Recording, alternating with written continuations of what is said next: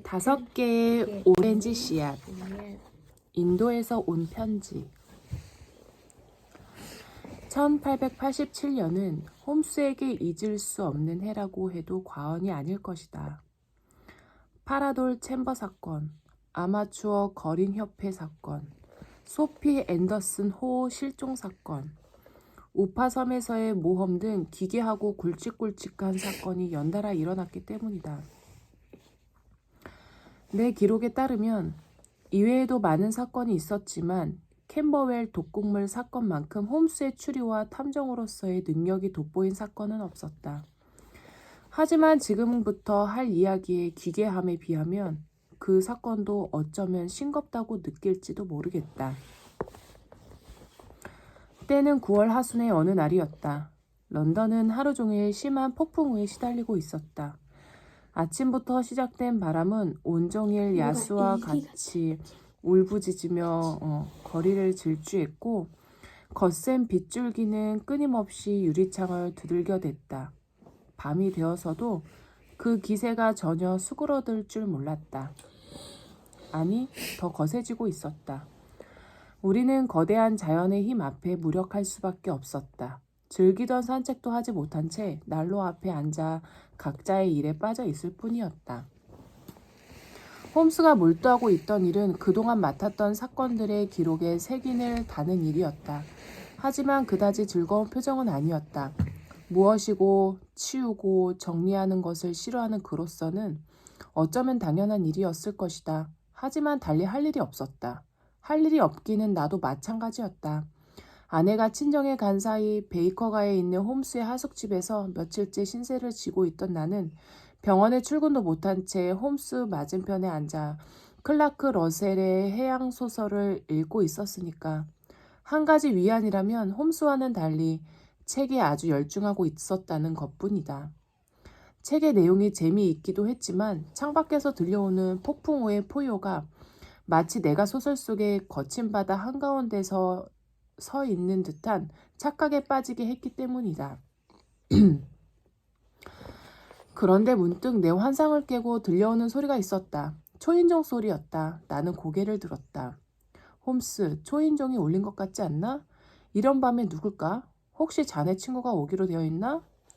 나한테 친구라고는 자네밖에 없다는 걸 잊었나? 그럼 사건을 부탁하러 온 사람인가?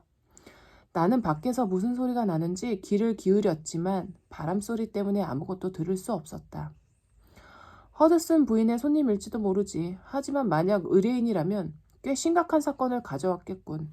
그렇지 않고서야 이렇게 끔찍한 날에 찾아왔을 리 없을 테니 말이야. 그는 서류에서 눈을 떼지 않고 퉁명스럽게 말했다. 홈스의 예측이 어긋났다는 것은 곧 증명되었다. 우리 방문을 두드리는 소리가 났던 것이다. 자네가 틀린 것 같군. 내가 웃으며 말하자 그는 어깨를 으쓱했다. 그리고 정리하던 서류를 치우고는 긴 팔을 뻗어 등잔을 집어들었다. 나는 홈스가 손님을 맞기 위해 일어날 것이라 생각했다. 그러나 홈스는 그렇게 하지 않았다. 빈 의자가 잘 보이도록 등잔을 돌려놓은 것이 그가 한 일의 전부였다. 들어오십시오. 방으로 들어온 손님은 20살이 간 넘었음직한 앳된 청년이었다. 그의 머리는 비바람에 온통 헝그러져 있었지만 거리의 막노동꾼으로는 보이지 않았다. 희고 깨끗한 얼굴에 금태 안경을 끼고 있었는데 어딘지 모르게 기품이 있어 보였다. 복장도 준수한 편이었다.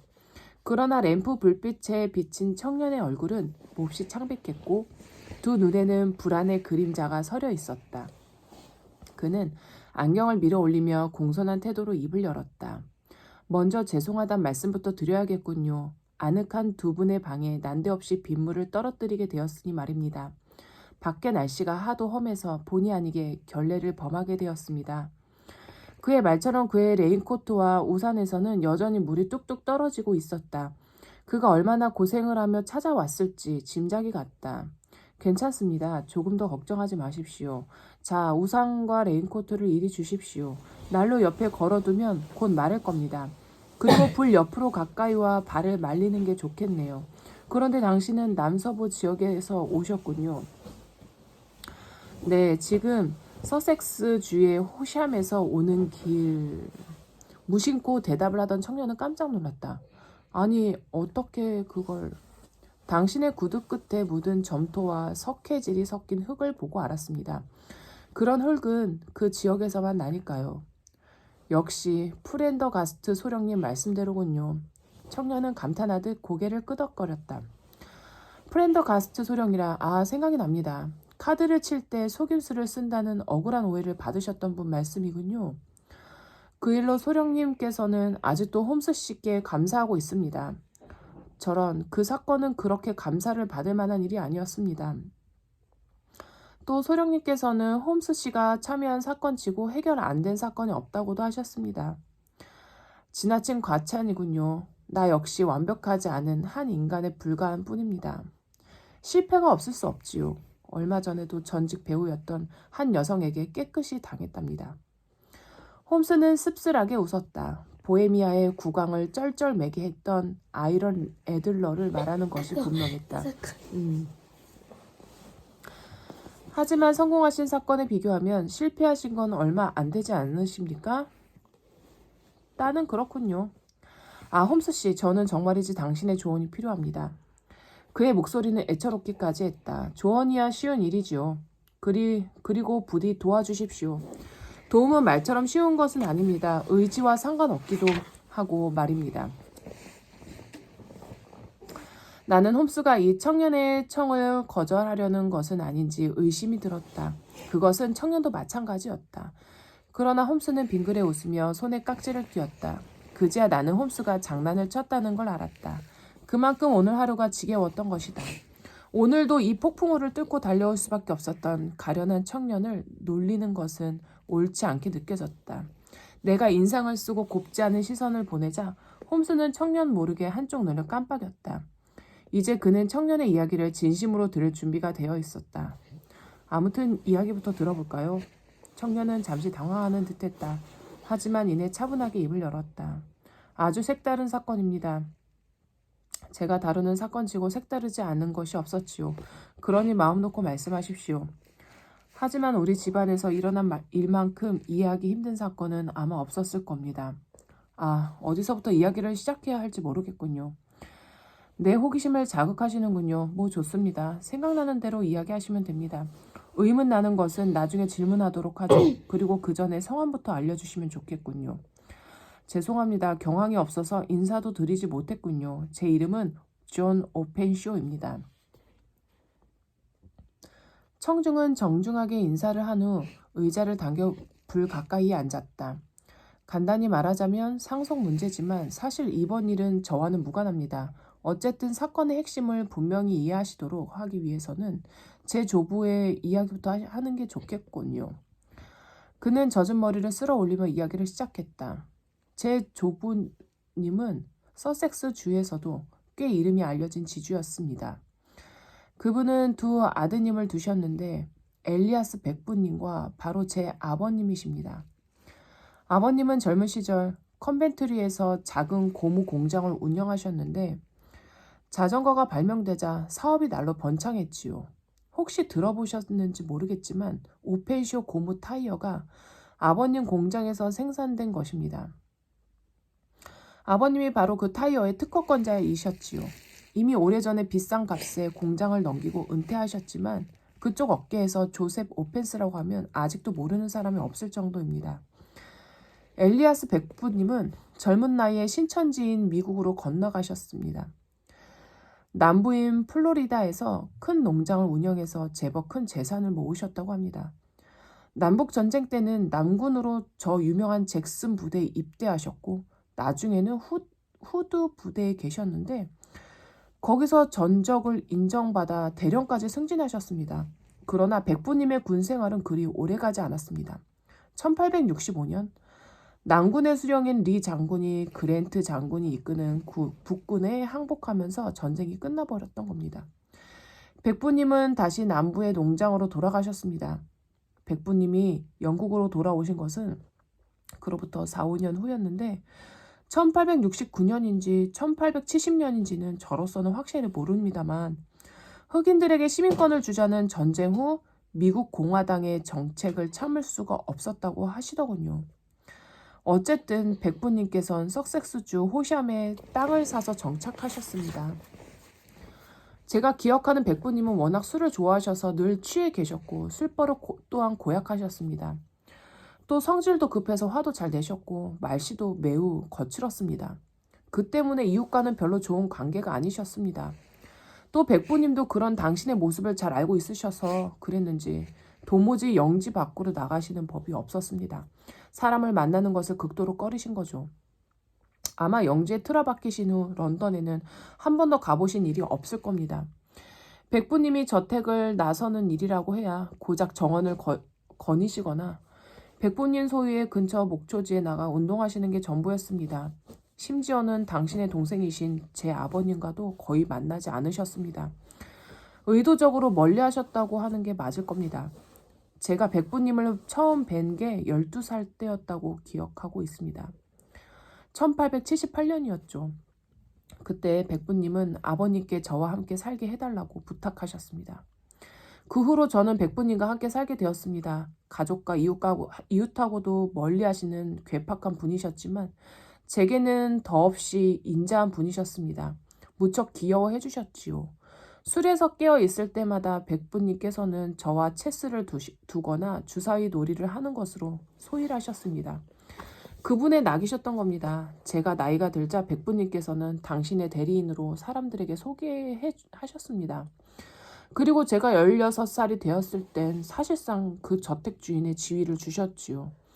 열쇠란 열쇠는 모두 제게 있었기 때문에 백부님을 방해하지만 않는다면 제가 들어가지 못할 곳이 없었습니다.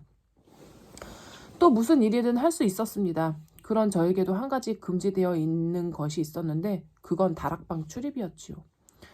그곳에는 제가 가지고 있는 그 어떤 열쇠로도 열 수 없는 특별한 자물쇠가 있었습니다. 어릴 때 백부님이 출타하신 틈을 타 열쇠 구멍을 통해 안을 들여다본 적이 있었지요. 하지만 안에는 낡은 트렁크와 잡동사니들이 잔뜩 쌓여 있을 뿐이었습니다. 그 후로는 더 이상 그곳에 관심을 갖지 않았습니다. 그러던 어느 날 외국 우표가 붙어있는 편지가 배달되었습니다. 1883년 3월이었죠.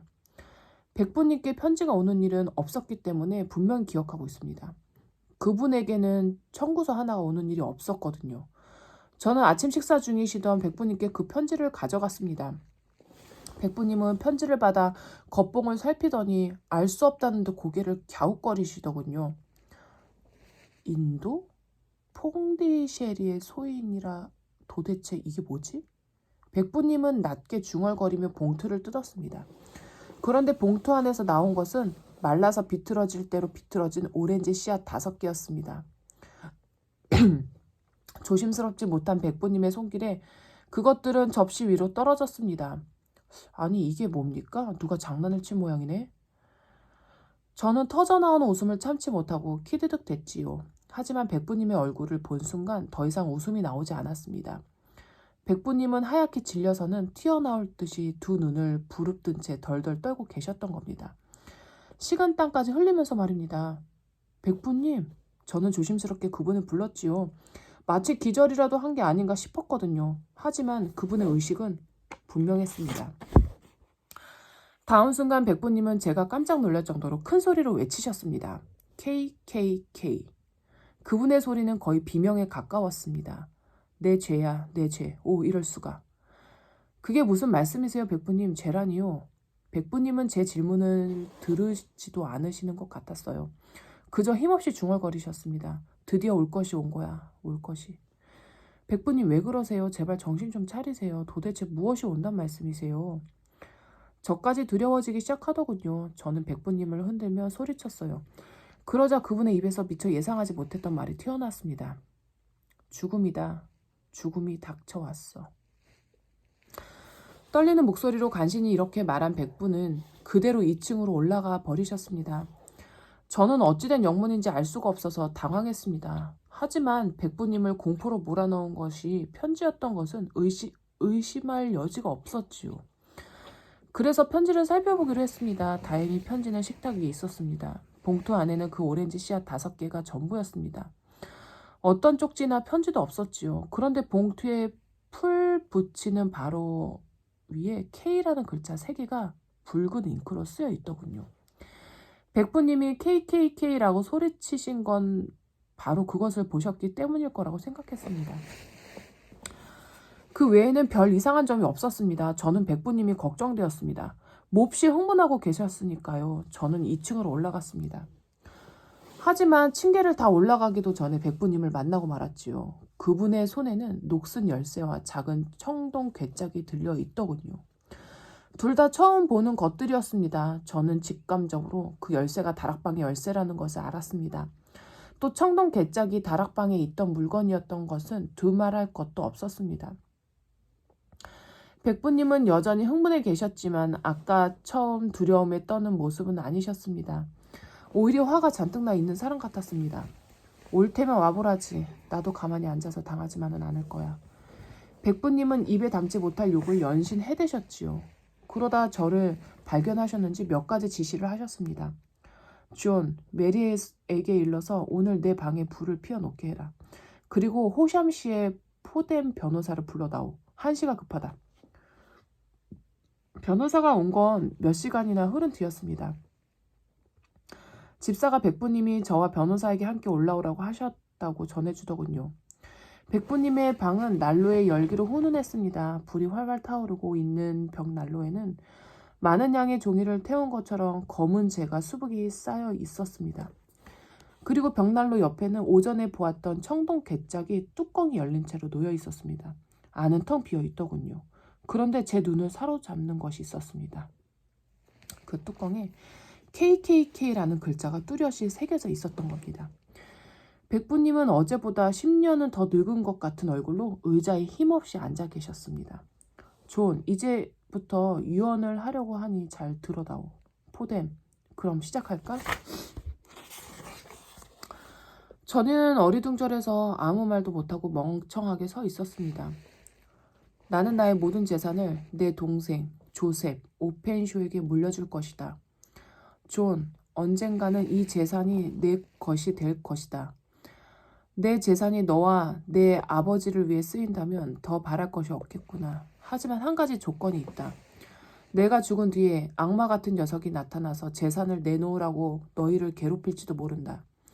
만약 그런 일이 벌어지면 조금도 주저하지 말고 줘버려야 한다. 약속해 줄 수 있겠지? 행운이 계속된다면 좋겠지만 나는 앞으로의 일을 장담할 수가 없구나. 어쨌든 이렇게밖에 해줄 수 없어. 유감이지만 아무것도 묻지 않았으면 한다. 이해해다오. 자, 이제 포뎀 씨가 가리키는 곳에 서명을 해라. 저는 백부님의 말씀이 정확히 뭔지도 잘 모르면서 시키는 대로 유언장에 서명을 했습니다. 죽음을 부르는 편지. 청년은 입이 마르는지 침을 삼키느라 잠시 말을 멈췄다. 저는 모든 것이 혼란스러웠습니다. 그것은 시간이 지나면서 점점 옅어지기는 했지만 완전히 털어버릴 수는 없었습니다. 갑작스런 유언장이나 미래에 찾아올지도 모른다는 악당에 대해서도 그랬지만 무엇보다도 백부님의 변화가 저를 가장 불안하게 했습니다. 아까도 말씀드렸듯이 술을 좋아하시는 백부님이셨지만 언제나 술에 취해 있으셨던 것은 아니었습니다. 그런데 그 일이 있고 나서는 아침부터 술에 취해서는 하루 종일 방 안에만 틀어박혀 계셨지요. 그뿐이 아니었습니다. 방문을 걷어차는가 하면 갑자기 권총을 들고 뛰쳐나가 정원이나 숲속을 정신없이 뛰어다니기도 하셨습니다. 그럴 때마다 백부님은 소리를 지르셨는데 꼭 누군가에게 경고하는 것 같은 내용이었습니다. 뭐라고 하셨는지 정확히 들으셨겠지요? 홈스가 물었다. 물론입니다. 워낙 큰 소리로 떠드셨으니까요. 백부님은 남이 듣든 말든 아랑곳 없이 아무것도 두렵지 않아. 악마라고 해도 나를 어쩌지는 못할 거다. 아무도 나를 가두진 못해. 라고 하셨지요. 그때마다 총을 쏘아대셨기 때문에 집안 사람 누구도 백부님을 말릴 생각조차 하지 못했습니다. 하지만 언제나 그렇게 광기 어린 행동을 하시는 것은 아니었습니다. 폭풍이 막 지나갔을 때처럼 숨소리도 내지 않고 조용히 방에 틀어박혀 계시기도 했습니다.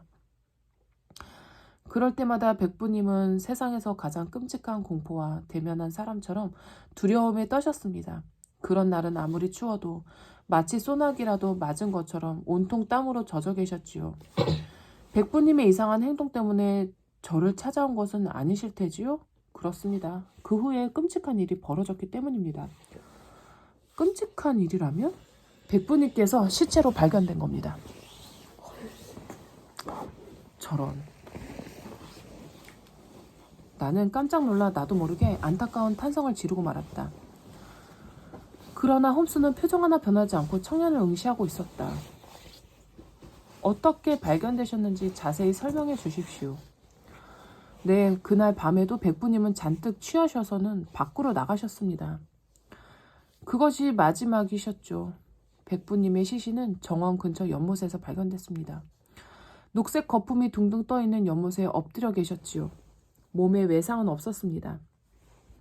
또 연못은 깊이가 고작 60cm밖에 되지 않았기 때문에 익사했다고 보기엔 뭔가 석연찮은 구석이 있었습니다.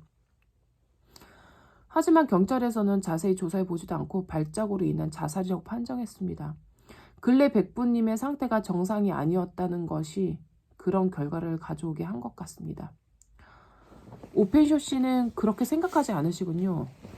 청년은 잠시 놀라는 듯하더니 이내 고개를 끄덕였다. 바로 그렇습니다. 저는 백부님께서 얼마나 삶에 애착이 많으셨는지 잘 알고 있습니다. 그토록 두려워하셨던 것도 다 살고 싶으셨기 때문이지 않겠습니까? 그런 분이 아무리 발작 때문이라고 해도 자살을 하시다니 생각할 수도 없는 일입니다. 제가 항의를 해봤지만 소용없었습니다. 사건은 그것으로 종결되고 말았지요. 그리고 유언장대로 백부님 소유였던 토지와 14,000파운드가량의 막대한 예금이 제 아버님에게 상속되었습니다. 오펜쇼 씨, 홈스가 청년의 말을 막고 나섰다. 말을 끊어서 미안합니다만 내가 들어본 중에 가장 괴상한 사건이군요. 백부님이 편지를 받은 날과 돌아가신 날이 정확히 언제였습니까? 편지는 1883년 3월 10일에 왔습니다. 그리고 백부님이 돌아가신 날은 그로부터 7주 뒤인 5월 2일 밤이었습니다. 알겠습니다. 계속하시지요. 영지를 물려받은 후 제일 먼저 한 것은 다락방을 조사하는 것이었습니다. 아버님께서 제가 부탁드렸지요. 물론 아까 말씀드렸던 청동 괴짝도 그곳에 있었습니다. 하지만 안은 텅텅 비어 있더군요. 편지가 온 날 백부님이 태워버린 게 아마도 그 안에 있었던 것들이겠지요. 우리 부자가 청동 괴짝에서 발견한 것이라고는 뚜껑 안쪽에 쓰인 KKK라는 붉은 글씨와 편지, 비망록, 영수증 및 수치 명부라고 쓰인 종이었습니다. 다락방은 지저분하고 잡동사니가 쌓여 있었지만 별로 이상하다 싶은 건 없었습니다. 대부분 백부님의 미국 생활을 보여주는 서류와 수첩이었습니다. 영국으로 오실 때 미국에서 가져오신 것이 분명했습니다. 그 중에는 남북전쟁 기록도 있었는데 백부님이 전쟁에서 얼마나 많은 공을 세우셨는지 알 수 있더군요. 그 외에는 어떤 내용이 있었습니까? 전쟁이 끝난 후 남부의 재건 시기 것도 있었습니다. 대부분의 내용이 정치적인 것이었습니다. 그것으로 보아 백부님은 북부에서 파견된 정치가들에게 반감을 품고 있었던 모양입니다. 그들에게 반대하는 세력의 중추적인 역할을 하신 것 같더군요. 사실 백부님이 흑인을 싫어하신다는 사실도 그때 알게 된 겁니다. 어쨌든 편지나 백부님의 죽음을 설명할 만한 것은 아무것도 없었지요. 더 이상의 조사는 불가능하다고 생각했습니다. 게다가 평온한 나날이 계속되었기 때문에 어느 사이엔가 편지가 왔었다는 것마저 거의 잊고 살게 되었습니다.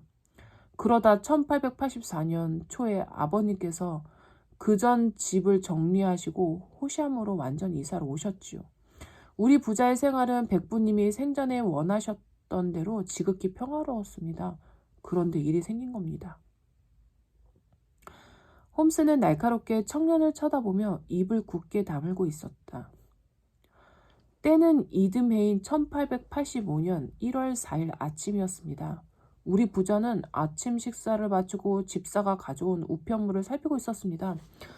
그런데 벼랑간 아버님께서 소리를 치신 겁니다. 아니, 저는 제게 온 편지를 보고 있다가 깜짝 놀라서 아버님을 쳐다보았죠. 아버님은 한 손에 막 뜯은 봉투를 들고 계셨지요. 그리고 다른 손에는 놀랍게도 오렌지 씨앗 5개가 들려 있었던 겁니다. 아버님은 당황하신 기색이 역력했습니다. 평소 아버님은 제가 편지 이야기를 할 때마다 터무니없는 소리라고 일축해 버리시곤 하셨는데 직접 눈으로 확인하자 두려우셨던 겁니다. 존, 내가 말했던 편지도 이런 것이었니? 아버님은 조금 더듬거리기까지 하시더니 놀라기는 저도 마찬가지였습니다. 그 다음 제 눈에 들어온 것은 봉투 안쪽에 써있는 붉은 글씨의 KKK라는 표시였습니다. 틀림없이 백부님이 받으셨던 그 편지와 동일한 것이었습니다. 가슴이 마구 뛰더군요. 그런데 그뿐이 아니었습니다. 존, 정말 너 말대로구나. 그런데 이건 너한테 들은 적이 없는데? 네? 무슨? 아버님께서 내미시는 봉투에는 예의 KKK 글자 위에 무언가 써 있었던 겁니다. 서류를 정원의 해시계 위에 놓아두어라. 이게 도대체 무슨 말이냐? 서류는 뭐고 해시계라니? 전에는 그런 것이 없었는데 해시계라면 정원에 있는 걸 말하겠지만 서류라면 글쎄요. 혹시 청동 괴짝에 있었던 것이 아닐까요? 그건 형님이 모두 태워버렸다고 하지 않았니? 네, 그랬지요. 아버님은 낙심한 듯 하셨지만 그렇다고 두려워하지는 않으셨습니다. 오히려 편지를 식탁 위에 아무렇게나 던져버리셨지요. 이 나라는 법과 질서를 소중히 여기는 문명국이야. 이따위 협박이 통할 거라고 생각하다니. 아버님은 호기롭게 말씀하셨습니다. 저는 조심스럽게 소인을 살펴봤습니다. 편지는 스코틀랜드의 던디에서 온 것 같았습니다. 어쨌든 해시계니 서류니 하는 것은 나와는 관계없는 일이야. 설사 서류가 남아있다고 해도 이처럼 경우 없는 명령에 순순히 따를 생각이 없다. 너도 무시해라. 하지만 아버님, 일단 경찰에 신고하는 게 좋을 것 같습니다. 그만둬라, 존. 누가 이따위 장난 편지에 관심이나 갖겠니? 비웃음이나 사지 않으면 다행이지. 공연한 일로 법석을 떨 필요는 없다. 저는 백부님의 죽음이 생각나 불안하기만 했습니다. 하지만 아무리 애원을 해도 아버님의 결심은 변하지 않았습니다. 그만큼 완강하셨지요. 별 수 없이 그대로 묻어버릴 수밖에. 다행히 며칠 동안 평소와 다름없이 평화로웠습니다. 그리고 편지가 온 지 사흘째 되는 날 아버님은 친구분인 프릿바디 소령을 만나시기 위해 외출을 하셨습니다. 그분은 포츠다운 힐의 요새에 있는 지휘관으로 아버님과는 오랫동안 교분을 유지하고 계셨지요. 저는 내심 기뻤습니다. 적어도 집보다는 안전할 거라고 생각했던 거지요. 하지만 그 생각이 잘못이었던 것을 아는 데까지는 얼마 걸리지 않았습니다. 그렇다면 청년은 슬픈 표정으로 고개를 끄덕이더니 무겁게 다음 말을 이어갔다. 아버님이 떠나고 이틀째 되는 날 프리바디 소령으로부터 요새로 오라는 정보가 왔습니다. 제가 요새로 갔을 때 아버님은 이미 의식이 없으셨습니다. 요새 근처에 있던 오래전에 폐쇄된 갱에 추락하셨다고 하더군요. 표지판도 울타리도 없는 깊은 구덩이에서 두개골이 깨지는 큰 상처를 입으신 채로 발견되셨다는 겁니다. 아버님은 끝내 의식을 회복하지 못하고 눈을 감고 마셨습니다. 경찰은 곧바로 단순 사고로 처리해버리더군요. 사고가 난 게 밤늦은 시간이었던 데다가 그곳 지리를 잘 몰랐기 때문에 발생한 사고라는 게 그들의 의견이었죠. 저는 수긍할 수밖에 없었습니다. 아버님처럼 신중하신 분이 그런 사고를 당하실 리 없었으니까요. 낯선 고장에서 더구나 어두운 저녁에 그런 위험한 곳에 가실 리 없습니다. 그래서 저는 나름대로 사건을 조사하기로 했습니다. 아버님께서 사고를 당한 곳을 둘러봤고 목격자가 있는지도 알아봤습니다. 그러나 결과는 실패였습니다. 저녁 때 사고가 일어났기 때문인지 목격자가 한 사람도 없었던 겁니다. 또 사고 현장에는 싸움이 벌어진 흔적 따위도 없었습니다. 아니, 다른 사람의 발자국조차 보이지 않았습니다. 물론 아버님의 몸에도 폭행을 당한 흔적 같은 것은 전혀 없었습니다. 그러나 증거는 못 찾았지만 저는 사고사가 아니라는 것을 알았습니다. 백부님과 마찬가지로 어떤 음모에 휘말려 살해당하신 게 틀림없습니다. 어쨌든 아버님의 사건도 그렇게 아무 증거도 찾지 못한 채 종결되고 말았지요. 이렇게 해서 제가 유산의 다음 주인 되었습니다. 두 분을 다 죽음으로 몰고 간 재산일지라. 전혀 달갑지 않았습니다. 하지만 마음대로 처분할 수도 없었지요. 저는 너무 두려웠던 겁니다. 언제나 닥칠 것이 분명한 그 불행한 그림자에 당당하게 대항할 배짱이 저에게는 없었습니다. 도망이라도 갈까 했지만 그것도 이내 포기하고 말았습니다. 어디로 도망치든 그 검은 마술을 따돌릴 수 없을 거라는데 생각이 미쳤거든요. 그냥 그 자리에서 기다려보기로 했습니다. 하지만 생각처럼 불행은 금방 닥쳐오지 않더군요. 아버님이 불행하게 돌아가신 것이 1885년 1월이었으니까 무려 2년 8개월 동안은 아무 일도 없는 평온한 일상이 계속되었습니다. 저는 백부님과 아버님께서 물려주신 호시암의 저택에서 느긋한 생활을 즐기며 불행이 끝난 것은 아닌가 하는 생각을 하게 되었습니다. 그러다 보니 사는 것도 점점 활기를 되찾게 되었지요. 하지만 그건 저의 일방적인 바람일 뿐이었습니다. 드디어 제게도 그 불행한 검은 그림자가 모습을 드러낸 겁니다. 백부님과 아버님의 경우와 똑같은 형태로 말입니다. 색 바랜 파란색 종이. 오펜쇼 씨에게도 문제의 편지가 도착했다는 말씀이군요. 홈스 씨 말씀대로입니다. 청년의 얼굴은 어두웠고 불안한 기색이 역력했다. 그 편지를 가지고 오셨습니까? 물론 가지고 왔습니다. 여기. 청년은 조끼 호주머니에서 구겨진 봉투 하나를 꺼내 들고는 탁자 위에서 탁탁 털었다. 그러자 봉투 속에서는 마를 대로 마른 5개의 오렌지 씨앗이 힘없이 떨어졌다. 청년은 씨앗이 다 떨어진 것을 확인하고 봉투를 홈스에게 더 건네주었다. 이게 바로 그 봉투입니다. 이번에는 런던 동부지구의 소인이 찍혀 있더군요. 안쪽에는 아버님께 배달된 것과 똑같은 내용의 글씨가 쓰여 있습니다. 그의 말처럼 풀칠을 하는 안쪽에는 KKK라는 붉은 글자가 선명하게 쓰여 있었다.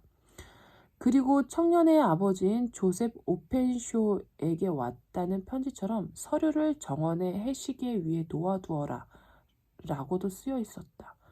소인에는 어제의 날짜가 찍혀 있었다. 그 후에는 아직 아무 일도 일어나지 않았습니다. 홈스는 조금 신경질적으로 고개를 흔들었다. 아니, 내 말은 당신이 어떻게 했느냐는 겁니다. 청년은 조금 겁먹은 표정으로 힘없이 대답했다. 아무것도 하지 않았단 말씀입니까? 그게... 청년은 희고 가는 손으로 얼굴을 감싸더니 괴로운 듯 입을 열었다. 사실은 저는 어떻게 해야 할지 모르겠습니다. 마치 뱀에게 잡힌 채 죽음만을 기다리고 있는 개구리가 된 심정입니다. 그 편지가 시키는 대로 하고 싶지만 이미 서류도 없는 판에 뭘 어떻게 하겠습니까?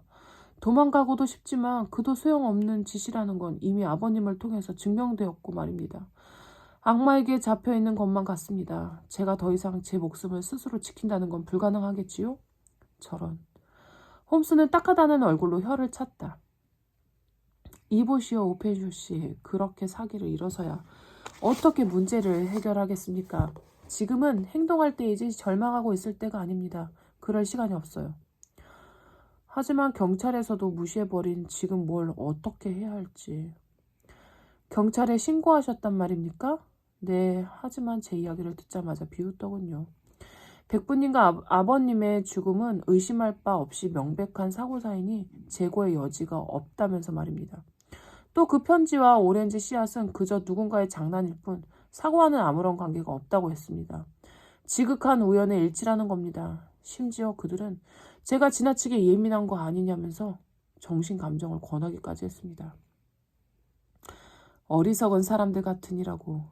홈스는 주먹으로 무릎을 치며 분개했다.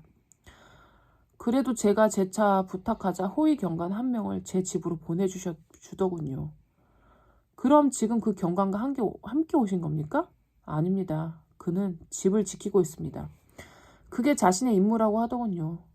홈스는 머리를 흔들며 외쳤다. 이런, 지금 얼마나 위험한 일을 하신지 아십니까? 오페션 씨, 어째서 이제 오신 겁니까? 청년은 마치 벌을 받는 아이처럼 어깨를 움츠른 채로 고개를 푹 숙였다. 사실 당신에 대해서는 오늘 아침에야 들었습니다. 혼자서 괴로워만 하다가 프렌더가스트 소령님께 털어놓은 게 오늘 아침이었거든요. 그랬더니 소령님께서 당신을 소개해 주시더군요. 당신이 편지를 받은 지 벌써 이틀이 흘러버렸습니다. 진작 행동을 했어야 했는데. 이거야 원. 아무튼 지금이라도 재빨리 준비를 해야 합니다. 오페쇼 씨, 그 밖에 다른 단서는 없나요? 이상하거나 마음에 걸리는 것이라도 좋습니다. 뭐든 말씀해 보십시오. 그러지 않아도 상의드리고 싶은 것이 있어서 가지고 온 게 있습니다. 그는 외투 주머니에서 색이 바랜 파란색 종이를 꺼내 탁자 위에 올려놓았다. 백부님이 서류를 태워버린 날 백부님 방에서 발견한 겁니다. 벽 난로에 제 속에 있었지요. 저는 청동 괴짝에 있던 것이 틀림없다고 생각합니다. 다른 것과 함께 불에 던져졌다가 재에 파묻히면서 다행히 타지 않았던 겁니다. 저는 이게 백부님께서 직접 쓰셨던 일지의 한 부분이라고 생각합니다. 오렌지 씨앗과 관련이 있을 것 같은 내용은 없습니다만 도움이 되지 않을까 싶어서 여태껏 보관하고 있었지요. 홈스는 등불을 옮겨 종이가 잘 보이게 했다. 홈스와 나는 머리를 맞대고 유심히 살폈다. 필체가 백부님의 것이라고 확신하십니까? 네, 분명히 백부님의 필체입니다. 어린 시절부터 백부님을 대신해서 집안의 대소사를 처리해왔기 때문에 그분의 필체를 모를 리 없습니다. 탁자 위에 있는 종이는 가장자리가 들쑥날쑥한 것으로 보아 공책에서 찢어낸 것이 틀림없었다. 맨 위에는 1869년 3월이라 적혀 있었고 그 밑에는 간단하지만 수수께끼 같은 문구가 적혀 있었다. 4일 허드슨 도착 강경한 자기 주장. 7일 세인트 오거스틴의 맥컬리, 페러모어, 존 스웨인 등 3명에게 오렌지 씨앗 발송. 9일 맥컬리 해결. 10일 존 스웨인 해결. 12일 페러모어 방문 문제 해결. 잘 봤습니다.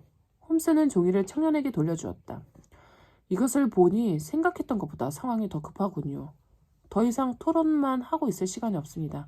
당신은 지금 당장 호샴으로 돌아가십시오. 네? 청년은 당황한 듯 눈을 크게 뜨고 홈스를 바라보았다. 돌아가자마자 내가 시키는 대로 해야만 합니다. 꼭 그렇게 해야만 합니다. 홈스는 청년에게 다짐을 받듯 목소리에 힘을 주며 말했다. 청년은 어리둥절한 표정으로 고개를 끄덕였다. 뭐든 시키는 대로 하겠습니다. 말씀만 하십시오. 오펜쇼 씨, 돌아가는 즉시 지금 보여준 그 종이를 청동 괴짝에 넣으십시오. 그리고 백부가 이미 다른 서류를 다 태워버려 이것밖에 남아있지 않다는 내용의 편지를 써서 괴짝 안에 함께 넣으셔야 합니다. 오펜쇼 씨, 정성을 다해서 써야 합니다. 추워도 거짓이 없다는 것을 상대가 믿을 수 있게 말입니다. 그런 후에 범인들이 요구한 대로 청동 괴짝을 뜰에 있는 해시계 위에 올려놓으십시오. 그것뿐입니까? 당신이 할 수 있는 일은 그것밖에 없습니다. 네, 알겠습니다. 그리고 노파심이 하는 말입니다만 행여라도 백부님이나 아버님의 복수를 하겠다는 생각은 하지 마십시오. 지금은 오로지 당신에게 닥친 위험을 피하는 데만 신경을 써야 합니다. 물론 집안 어른들을 잃은 비통함은 이해하지만 섣불리 나섰다가는 도리어 큰 화를 부를 수 있습니다. 복수는 합법적인 방법으로 해야 합니다. 이 수수께끼를 풀고 범인들을 체포하게 되면 자연적으로 복수가 되니 성급하게 나서서는 안 됩니다. 명심하겠습니다. 그런 점 이만 가보겠습니다. 청년은 일어서서 레인코트를 입었다. 홈스씨, 정말 감사합니다. 당신 덕분에 희망이 생겼습니다. 여기 오기 전까지는 지옥문 앞에 서 있는 기분이었거든요. 아무튼 지시하신 대로 하겠습니다. 걱정 마십시오. 청년은 자신감에 넘쳐 있었다. 마치 모든 문제가 해결된 것 같은 표정이었다. 그러나 홈스 얼굴은 아직 어두웠다. 오펜쇼 씨, 아직 아무것도 해결된 것은 없습니다. 지금 당신에게는 시간이 얼마 없습니다. 조금 더 지체해서는 안 됩니다. 물론 당신도 금물입니다. 위험이 아주 가까운 곳에 도달해 있을 테니 말입니다. 네, 아무쪼록 조심하십시오. 기차를 타고 가실 겁니까? 네, 월털루 역에서 타려고 합니다. 좋습니다. 아직 9시 전이니 사람 왕래도 많을 테고 그다지 위험하지는 않겠군요. 혹시나 해서 권총을 가지고 있습니다만. 그거 잘 됐군요. 그래도 주의를 게을리지 마십시오. 저는 내일 당장 수사를 시작하지요. 그렇다면 호샴으로 오실 건가요? 아닙니다. 호샴에 갈 필요는 없습니다. 이 사건의 해답은 바로 여기 런던에 있거든요. 저는 이곳에서 그 해답을 찾을 작정입니다. 그렇군요. 그럼 저는 새로운 소식이 있으면 찾아뵙겠습니다. 잘 부탁드립니다. 존 오펜쇼는 힘찬 걸음으로 방을 나섰다. KKK의 비밀. 폭풍우는 여전히 맹위를 떨치고 있었다. 빗줄기는 더욱 거세게 창을 향해 돌진했고 바람은 무서운 소리를 내며 골목을 누볐다. 창밖을 보고 있자니 아라비안 나이트에서나 나옴직한 괴상한 이야기가 폭풍우를 타고 날아왔다가 다시 폭풍우를 타고 사라질 것 같은 기분이 들었다. 그만큼 존 오펜쇼가 있었던 시간은 길지 않았던 것이다. 청년이 돌아간 후에도 홈스는 한동안 자리에서 움직이지 않았다. 활활 타오르고 있는 난로를 뚫어져라 응시하고 있었다. 그러다가 담배 파이프에 불을 붙이고는 의자에 깊숙이 몸을 기댔다. 그가 피워대는 담배의 푸른 연기가 고리 모양으로 올라가고 있었다. 시간이 얼마나 흘렀을까? 마침내 홈스가 입을 열었다. 왓슨, 이번 사건을 어떻게 생각하나? 글쎄, 잘 모르겠지만 아무튼 괴상한 사건 같아. 그래, 이렇게 괴상한 사건을 만난 것도 정말 오래간만이군. 홈스는 즐거운 듯 미소를 지어 보였다. 그런 것 같군.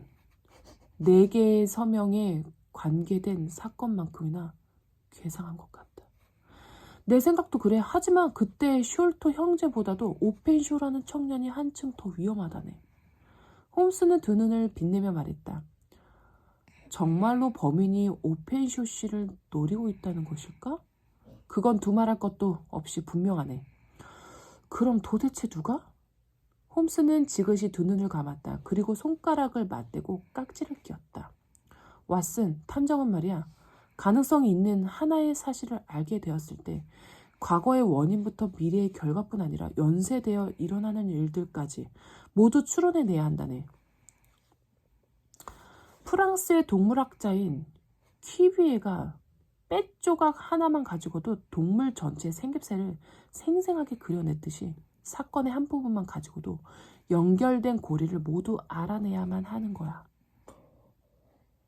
그러기 위해서는 이성이나 논리만으로는 불가능하네. 자신이 가지고 있는 지식을 전부 활용해야 하지.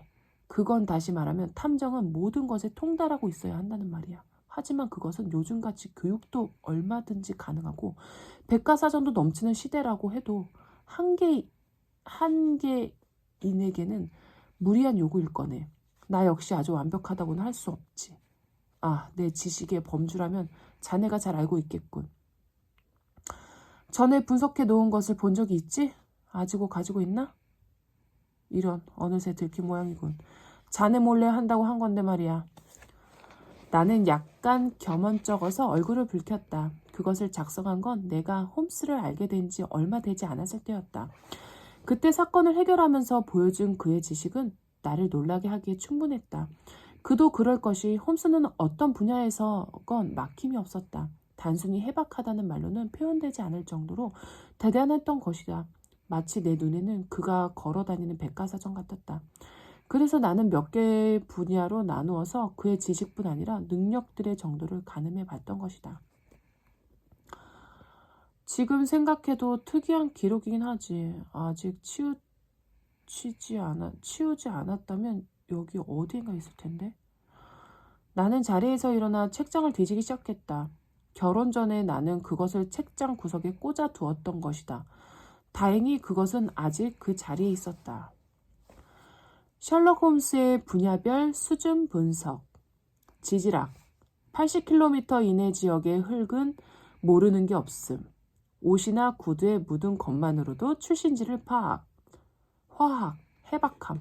범죄학, 조예가 깊음. 범죄 기록에 관해서는 걸어다니는 사전. 해부학, 비교적 자세하지만 체계적이지 않음. 법률학, 변호사도 자문하러 올 정도. 식물학, 평균 이상이든 하나 편차가 심한. 예술, 바이올린은 수준급. 무술, 권투, 검도 외 호신술에도 탁월한 실력파. 철학, 천문학, 정치학. 전혀 관심이 없음. 경제학, 경제관념 전무, 비교적 많은 의뢰비에도 불구하고 아직도 싸구려 하숙집에 새 들어 살고 있음. 건강, 니코틴과 코카인 중독. 경제관념 전무의 니코틴과 코카인 중독이라 비교적 정확한 분석이군. 홈스는 담배 파이프를 돌리며 키득거렸다. 그래, 나는 언제라도 꺼내 쓸 수 있으려면 모든 지식을 머릿속에 넣고 있어야 한다고 생각하네. 하지만 사람이란 아무리 노력해도 한계가 있기 마련이지. 특히 오늘 밤 사건과 같은 것을 수사하려면 내 머릿속에 있는 지식만으로는 어려운 것이 사실이야. 이런 경우 나는 백과사전을 사용한다네. 이 얼마나 멋진 문명의 이기인가 말이야. 내가 자네에게 평균 이하의 점수를 받은 분야가 바로 백과사전만으로도 충분한 분야인 거지. 굳이 용량이 한계에 달한 머리에 쑤셔 넣을 일이 뭔가.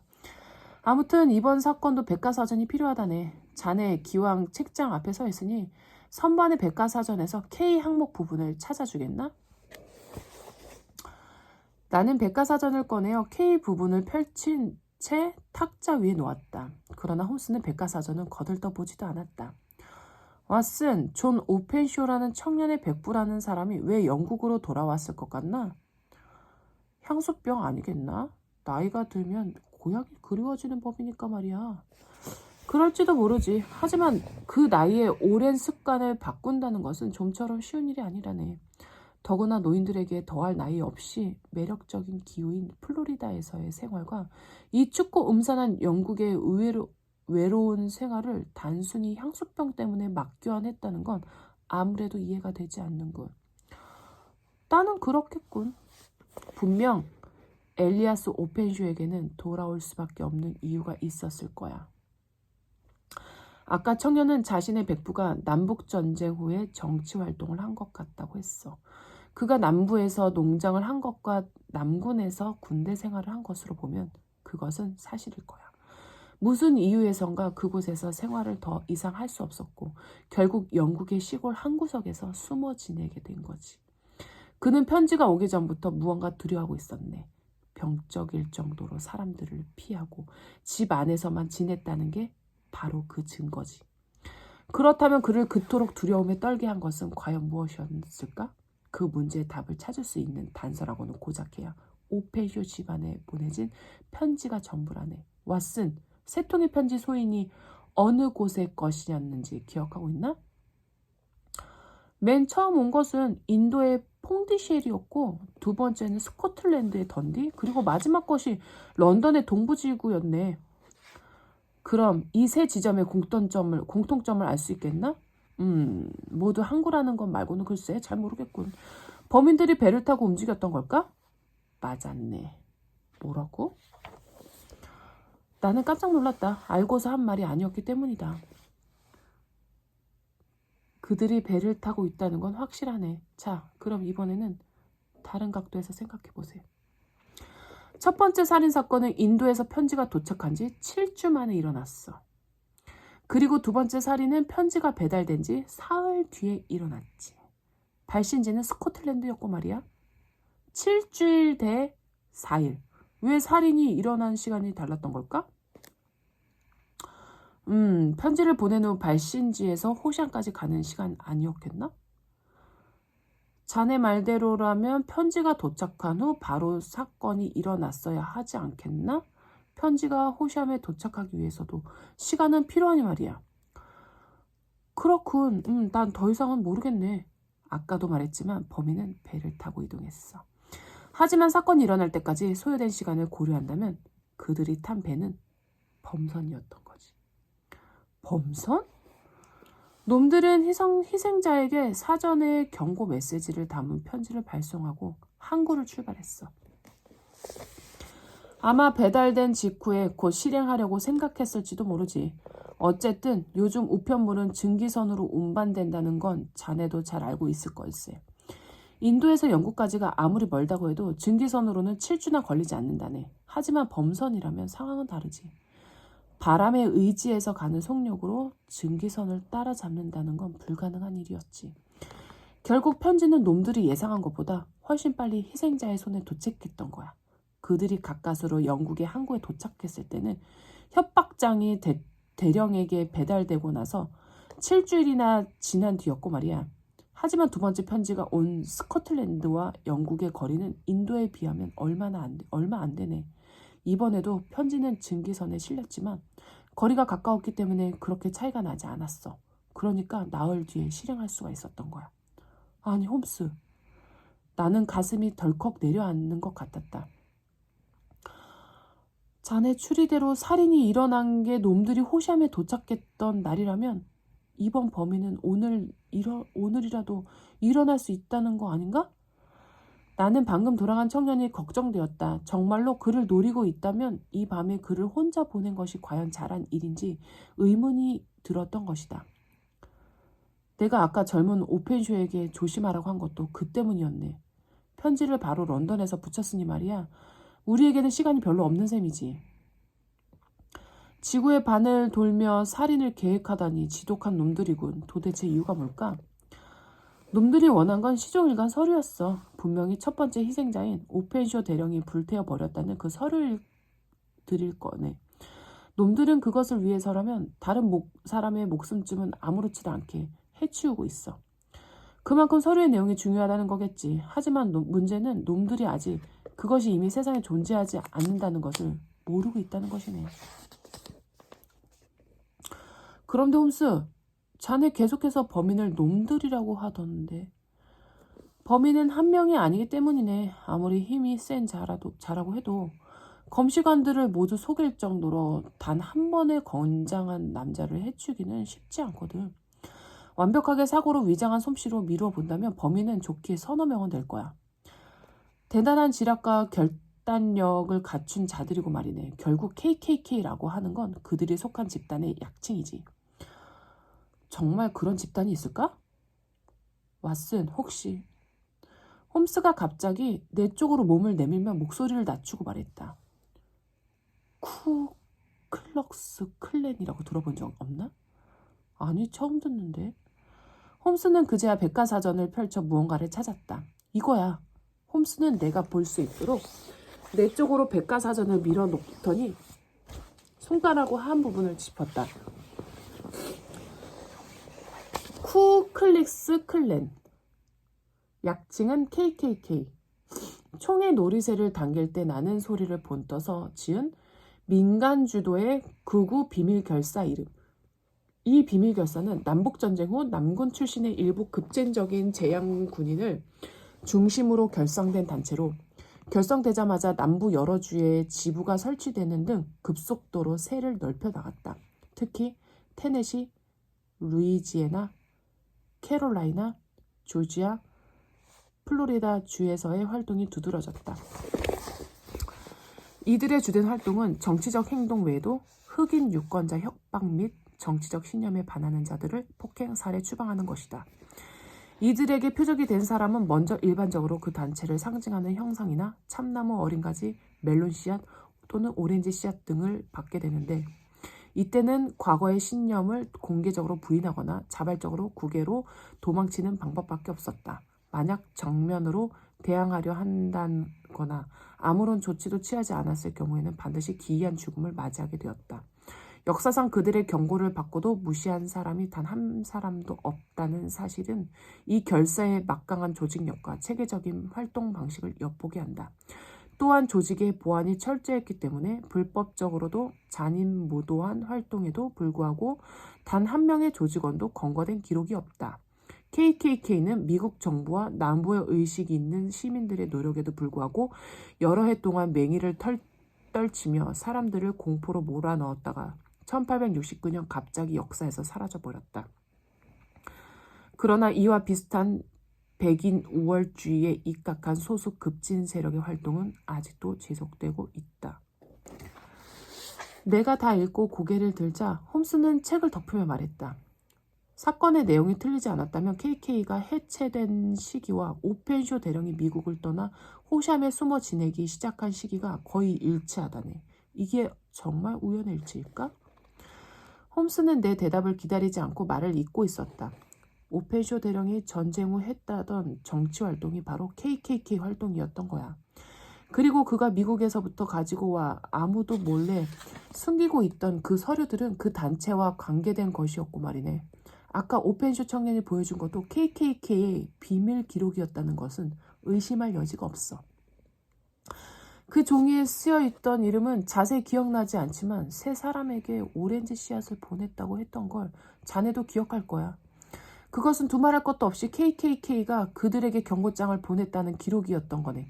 그런데 맨 마지막 사람에 비해 두 사람은 방문했다는 기록 없이 해결했다고만 되어 있더군. 왓슨, 이것은 말이야. 이 두 사람이 국외로 도망간 것을 말하는 거야. 다시 말해 방문해서 해결했다고 기록된 세 번째 사람은 죽임을 당했던 거네. 오펜쇼 대령이 그렇게 애지중지했던 게 KKK의 범죄 기록이었던 거로군. 모르긴 몰라도 미국 남부 유명 인사들의 이름이 줄줄이 기록되어 있었을 거야. 지금에 와서 자신의 이름이 세상에 발표되기라도 하면 여생을 감옥에서 보내야 할지도 모르는데 가만히 있을 수만 없었겠지. 일이 이 지경이니 오펜쇼 일가가 연달아 죽임을 당한 것도 그다지 논란 만한 일도 아니니. 그나저나 오펜쇼 씨는 무사하겠나? 내가 시키는 대로 실수 없이 했다면 불행한 일을 당하지는 않을 테니 걱정 말게. 어쨌든 이 괴상한 사건은 내일이면 그 실체를 드러낼 수밖에 없을 걸세. 하지만 오늘은 더 이상 할 일이 없군. 왓슨, 미안하지만 그 바이올린 좀 집어주겠나? 연주나 하면서 잔인한 인간들 따위는 잊어버리고 싶군. 그날따라 홈스의 연주는 밤이 깊도록 계속되었다. 빗나간 예측. 이튿날 아침이 되자 폭풍우가 그쳤다. 하지만 하늘에는 여전히 희뿌연 구름이 잔뜩 끼어 있었고 간간히 햇살이 구름 사이로 얼굴을 내밀 뿐이었다. 그러나 그것만으로도 어제의 음침한 기분은 사라지는 듯했다. 옷을 갈아입고 거실로 나가자 홈스는 이미 아침 식사를 하고 있었다. 잘 잤나 왓슨? 먼저 식사를 해서 미안하네. 하지만 자네를 기다릴 시간이 없어서 말이야. 일찍 나가려는 모양이군. 그래, 오늘 안으로 해결하자면 서둘러야 하거든. 어디서부터 조사할 건가? 내가 홈스 앞에 앉으며 물었다. 일단은 런던부터 조사해야겠지. 그리고 그 결과에 따라서 호샵으로 가야 할지도 모르겠군. 참, 하녀에게 자네 식사도 가져오게 하게. 나는 초인종을 눌러 하녀를 불렀다. 나는 하녀에게 아침 식사와 커피를 부탁하고는 탁자 위에 놓여있던 신문을 집어들었다. 그런데 신문을 펼치자 일면에 낯익은 이름이 실려 가슴이 철렁 내렸다. 그동안의 불안이 현실이 되어 있었던 것이다.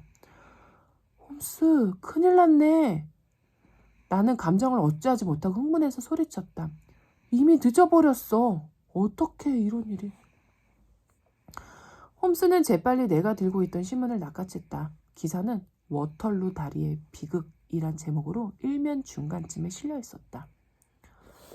어젯밤 H지구의 워털루 다리에서 익사사고가 발생했다. 피해자는 호샴에 거주하는 존 오펜쇼라는 청년이었다. 사건 발생은 9시에서 10시 사이로 근처를 순찰하고 있던 쿡 경관이 발견했다. 그의 진술에 따르면 다리 위를 지나던 중 사람 살려라는 비명소리와 함께 무언가가 물에 떨어지는 소리를 들었다고 했다. 쿡 경관이 지나던 행인들의 도움을 얻어 구조해 보려고 했으나 폭풍으로 인한 거센 물살과 칠흑 같은 어둠 때문에 끝내 구조에 실패하고 말았다. 경보를 듣고 출동한 수상 경찰과 증기선의 도움으로 마침내 조난자를 물 밖으로 끌어냈으나 이미 사망한 뒤였다. 피해자의 신원은 호주머니에서 나온 편지를 통해 밝혀졌는데 경찰은 외상이 전혀 없는 것으로 보아 근처 워털루 역으로 가기 위해 서두르다가 어둠 속에서 실족한 것으로 추정하고 있다. 이는 평소 강변 선착장의 미흡한 안전시설이 가져온 불행이 아니라 할 수 없다. 이 사건을 계기로 당국은 선착장 안전시설 점검과 아울러 대대적인 보수 계획을 발표했다.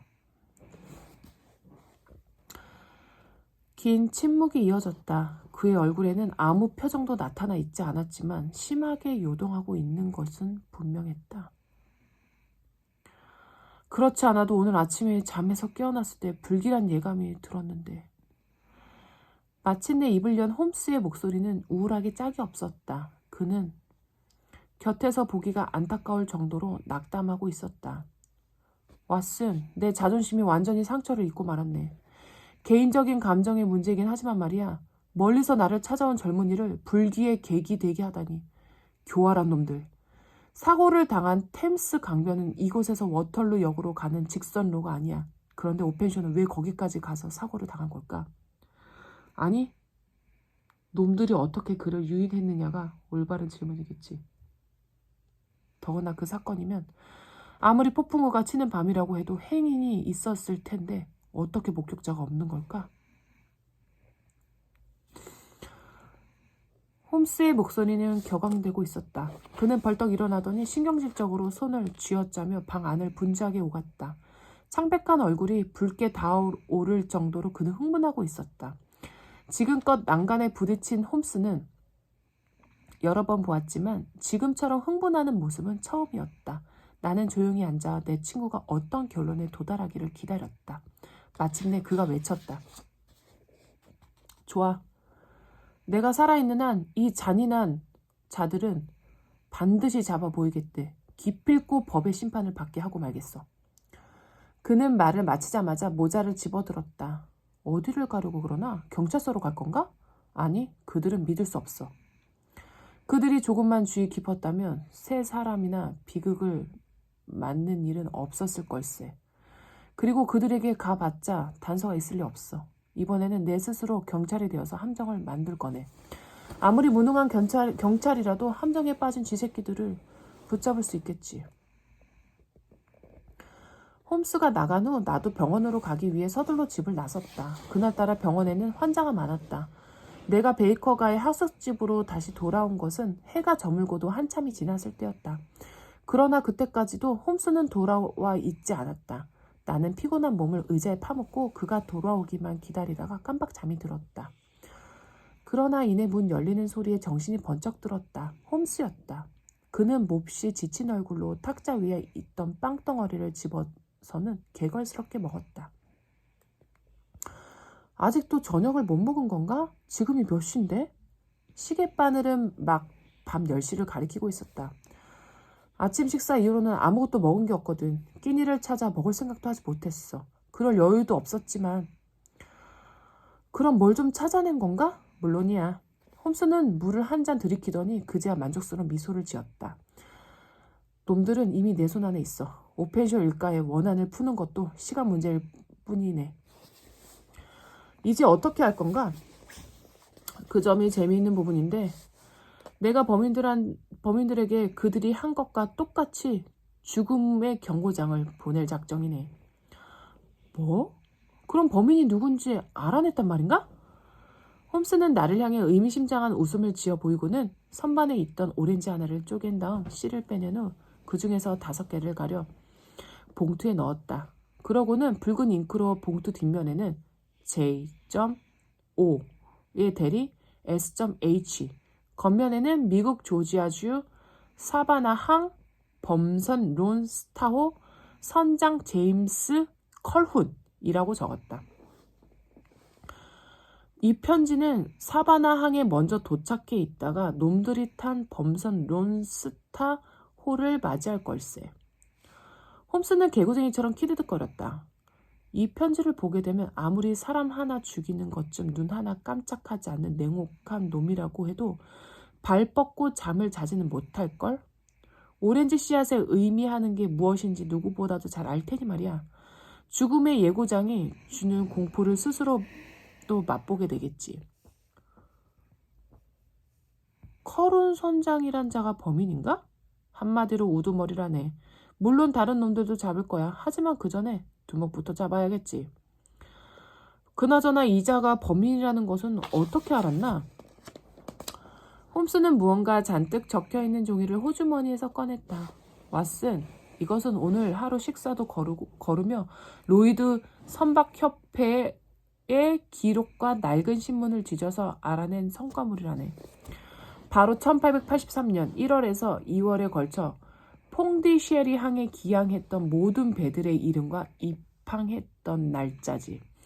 이것을 보면 그 기간 동안 퐁디쉐리 항해에 기항한 외항선은 모두 36척이었는데 그 중에 론스타호라는 이름이 내 주의를 끌더군. 왜냐하면 미국 배가 틀림없었기 때문이네. 그걸 어떻게 할 수 있나? 텍사스주의 상징 깃발은 별이 하나라네. 그래서 텍사스주를 론스타라고 부르기도 하거든.